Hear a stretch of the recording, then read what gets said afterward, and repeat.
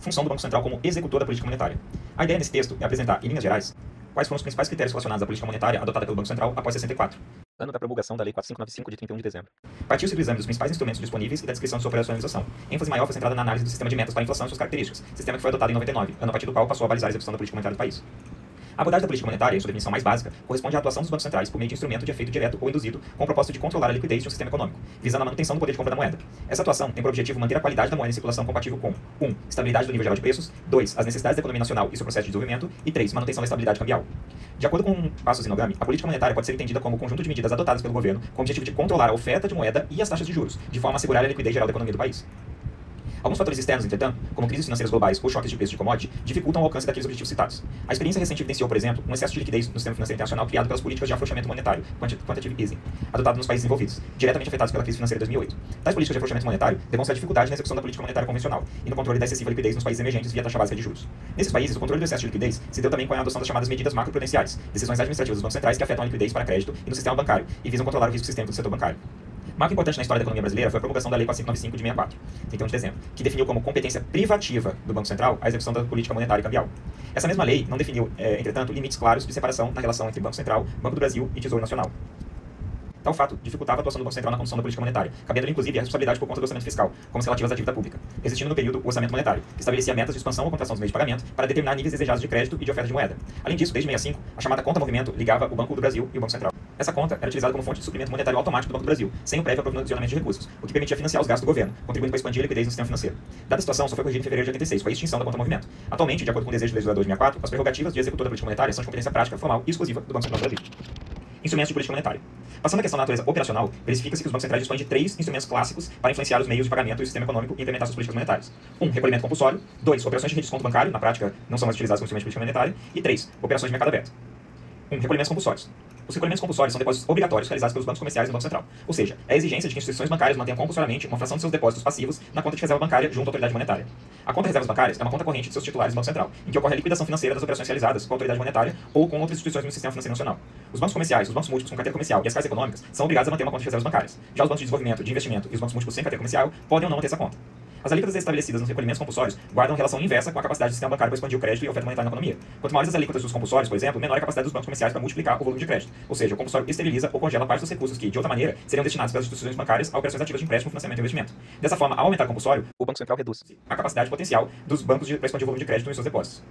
O Banco Central está autorizado pela Lei 4595 de 31 de dezembro de 64, com a redação dada pela Lei 7730 em 89, a instituir recolhimento compulsório de até 100% dos depósitos à vista e até 60% de demais operações passivas das instituições financeiras. As alíquotas podem ser diferenciadas em função das regiões geoeconômicas, atualmente em desuso no Brasil, das prioridades que foram atribuídas às aplicações compulsórias e da respectiva natureza das instituições financeiras. Atualmente no Brasil existem as seguintes modalidades de recolhimento compulsórios, 5 deles. 1. Recolhimento compulsório sobre recursos à vista. 2. Recolhimento compulsório sobre recursos de depósitos e garantias realizadas. 3. Encaixe obrigatório sobre recursos de depósito de poupança. 4. Recolhimento compulsório sobre recursos a prazo. E 5. Exigibilidade adicional sobre depósitos. Obedecidos aos limites máximos estabelecidos na legislação, a diretoria colegiada do Banco Central pode alterar as alíquotas de recolhimento compulsório a qualquer tempo. Durante a crise de 2008, houve fuga de depósitos de instituições bancárias de menor porte para instituições de grande porte. Nesse contexto, o Banco Central procurou promover o alívio da concessão de liquidez. Entre as medidas adotadas na época, destaca-se o abatimento do recolhimento compulsório e as deduções de depósitos compulsórios direcionados a 1. Aquisição de dólares, de forma a compensar os efeitos contracionistas das vendas de reservas internacionais sobre a liquidez doméstica, e 2. Aquisição de ativos de bancos de pequeno e médio porte. Resumidamente, o gerenciamento do sistema de recolhimentos compulsórios visa basicamente 3 objetivos. 1. Controle dos agregados monetários e creditícios por meio dos efeitos de recolhimento compulsório sobre o multiplicador monetário e sobre os spreads bancários. 2. Controle de liquidez de curto prazo do setor bancário, pela geração de uma demanda relativamente estável e previsível por reservas bancárias ou liberação de reservas excedentes para o sistema financeiro. E 3. Proteção do sistema bancário contra riscos de liquidez e solvências, associada a medidas macroprudenciais.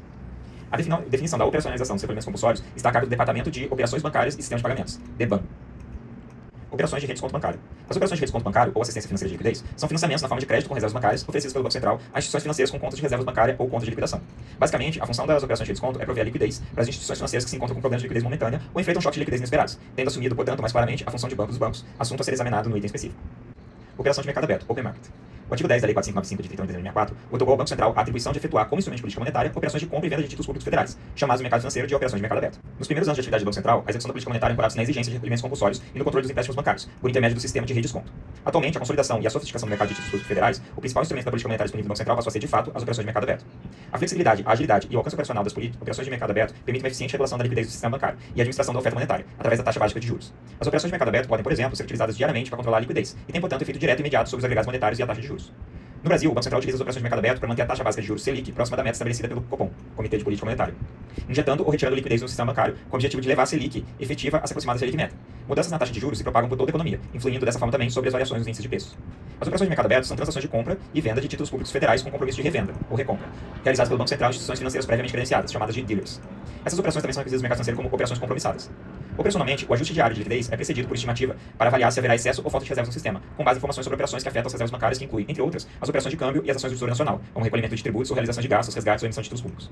O importante é destacar que, ao comprar títulos públicos federais, o Banco Central entrega, em contrapartida, liquidez, depósito às instituições financeiras. Tal operação leva, consequentemente, a um aumento no preço desses títulos e à diminuição de suas taxas de rendimentos, queda na taxa básica de juros.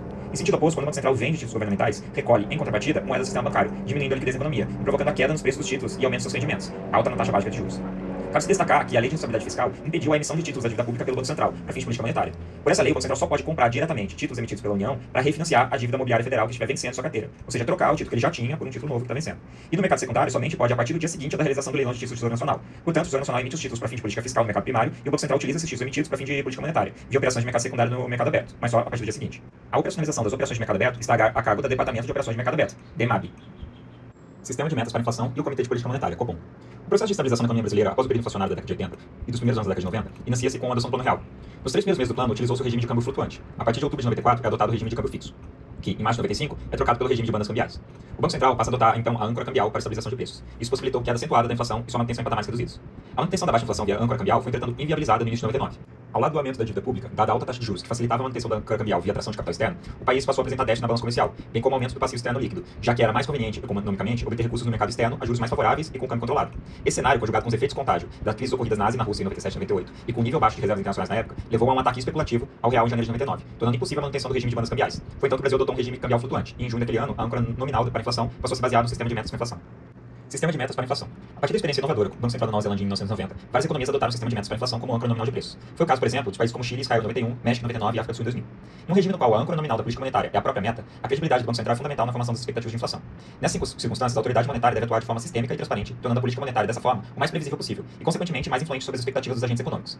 De fato, desde a introdução no Brasil do sistema de metas para a inflação, a condição da política monetária pelo Banco Central tem se tornado cada vez mais transparente. A transparência e a prestação de contas regulares da sociedade e a seus representantes são elementos essenciais de um regime de metas para a inflação.